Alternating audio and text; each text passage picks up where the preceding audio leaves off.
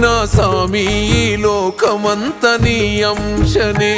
మలినాలను చెరిపింది సామి నాలోని మాల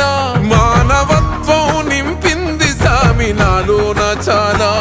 నీ మెట్టు మెట్టుకు పడి పడి పూజలు చేసుకున్నా నేను తినెత్తుకొని కదిలి తీరుముడినే